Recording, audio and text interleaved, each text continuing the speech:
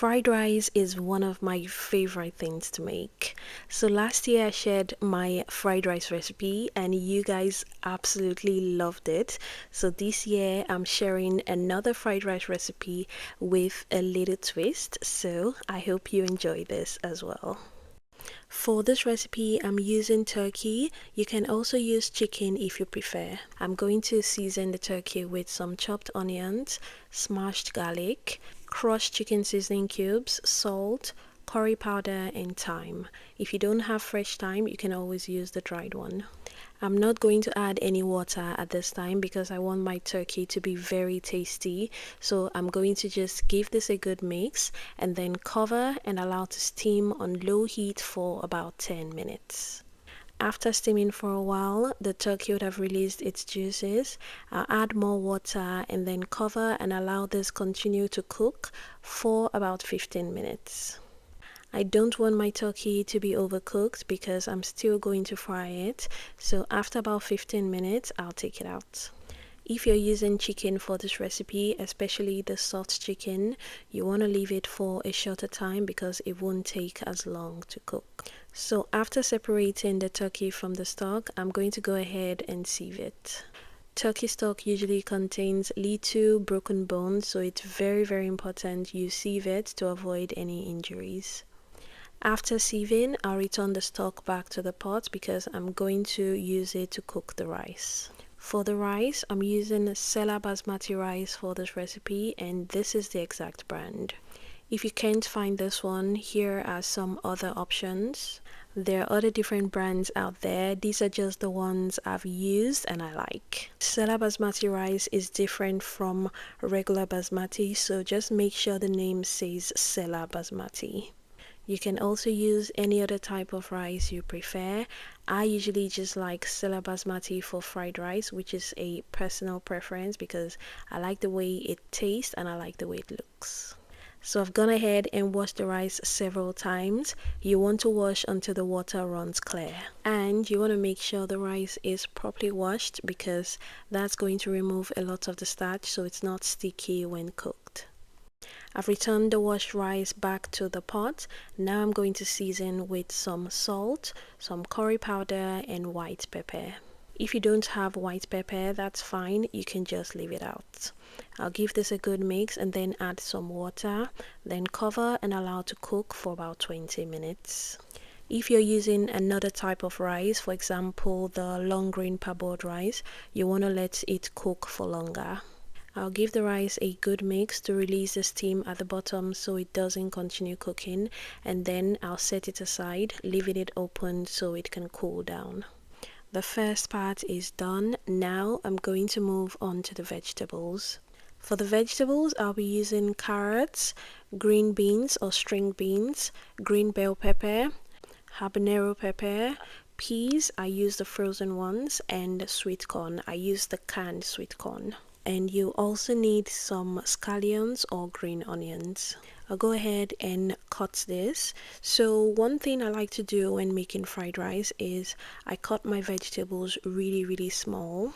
Most people don't like when there are big chunks of vegetables in their fried rice, so to make it more enjoyable you want to chop it as small as possible. For the scallions, I'm going to be using both the onion part and the green part. Just like the green beans, I'm also going to cut this as small or as thinly as I can. If you have a vegetable chopper like this, that's amazing. I always use my vegetable chopper when making fried rice because it gets the vegetables nice, small and uniform. It's also way faster than using your hands. If you're interested in the vegetable chopper, I'll leave a link in the description box where you can get it. I got mine on Amazon. If you're in Nigeria, you can get it from Kiki's Favorite Things on Instagram. I'll also leave a link for that if you're interested. So I've gone ahead and prepared all my vegetables. If you're using frozen peas like me, put that in water so it thaws. The last thing to prep is the meat. So I wanted little bite-sized turkey chunks in my fried rice, so I'm using turkey thighs for this.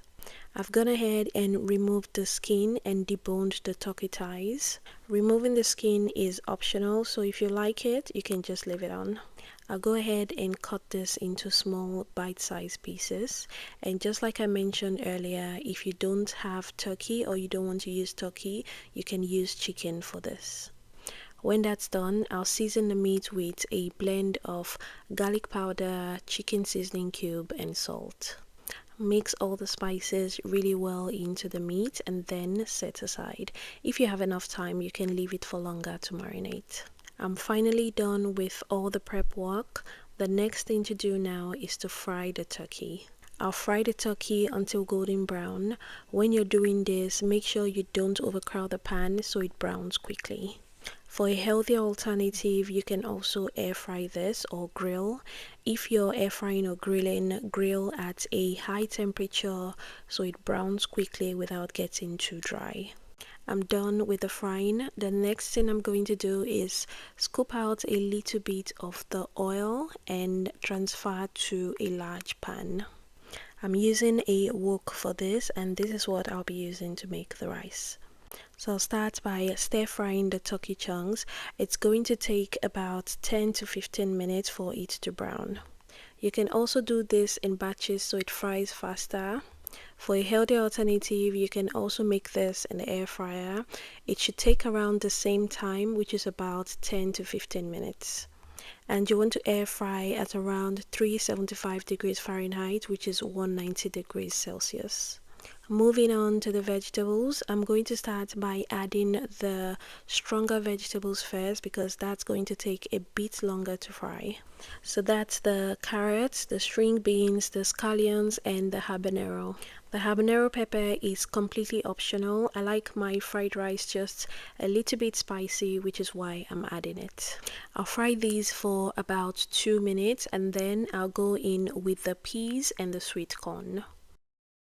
Like I mentioned earlier, I'm using frozen peas, which is already cooked and frozen, so it doesn't need as much time to fry. And I seasoned the vegetables with salt, white pepper, and crushed chicken cube. It's very important to season your vegetables so it tastes good and people aren't tempted to pick it out. I'll continue stir frying this for about 2 to 3 minutes before adding the final vegetable, which is the green bell pepper. Green peppers cook really fast, which is why I'm adding it last. I like my vegetables to be a bit undercooked at this stage because it will continue cooking after I add the rice.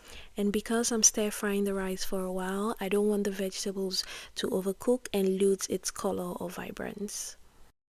At this stage, it's time to add the rice as well as the fried turkey pieces.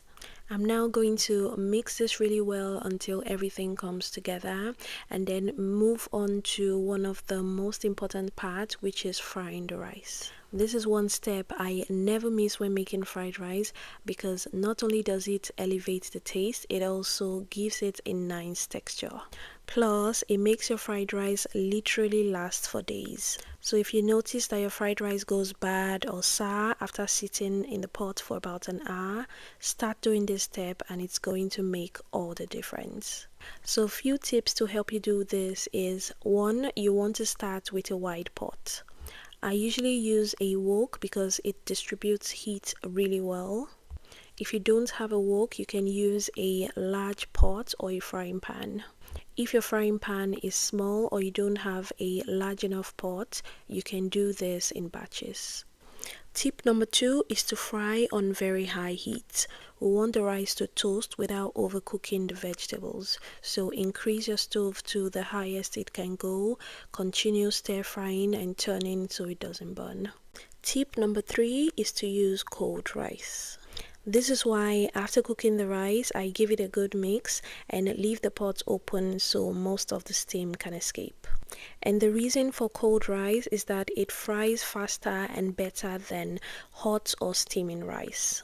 If you're short on time, you can transfer the cooked rice to a wide tray. Just spread it out so it cools faster. You can also pop it in a fridge or freezer so it cools even faster. After stir frying for about 5 minutes, my fried rice is ready. I also added the green part of the scallions for some extra color. I'm going to transfer this to a serving dish. The full written recipe containing all the ingredients used will be in the description box below. You can also find a detailed written recipe that you can print or save on my blog at kikifoodies.com. Let me know what you think about this recipe, and if you make it and you like it, please consider leaving me a 5-star review on my blog. Again, it's kikifoodies.com.